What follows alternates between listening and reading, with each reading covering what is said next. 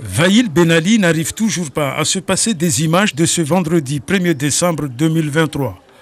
Rentrant chez lui dans le sud de l'île en compagnie de sa sœur après une rude journée de travail, il se trouve piégé dans la traversée de Dembéni par des coupeurs de route.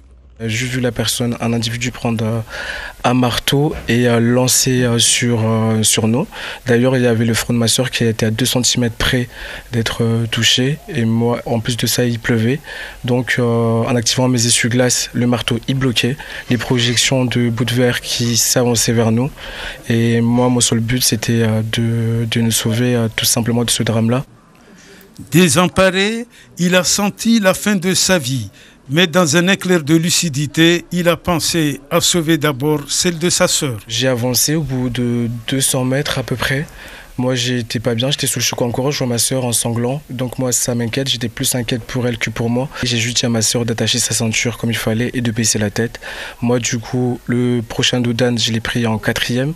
Et puis, je me suis dit, l'objectif, c'est de se sauver. Infirmier, ce jeune Maoré mesure la situation sanitaire de son île frappée par un désert médical sans précédent à cause de l'insécurité incontrôlable à Mayotte. Pour autant, il refuse la fatalité. Je vais me relever pour l'île parce que j'ai quand même des choses à apporter et j'ai envie de pallier justement ce désert médical. Contrairement aux métropolitains, aux expats qui viennent que pour 3 mois, ils n'ont pas forcément d'attache pour Mayotte. Le choc subi par Vaïl est d'autant plus expressif que le jeune Maoré ressent un certain laxisme de la part de l'État dans ce problème d'insécurité à Mayotte. Ce week-end à Paris, entre le pont de Bir Hakeim et le pont Grenelle dans le 15e, il y a eu des coups de couteau et marteau à l'heure qui a suivi.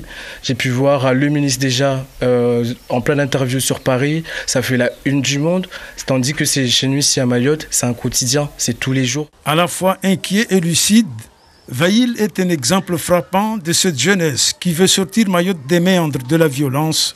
Une violence qui ne trouve toujours pas de remède dans le 101e département français.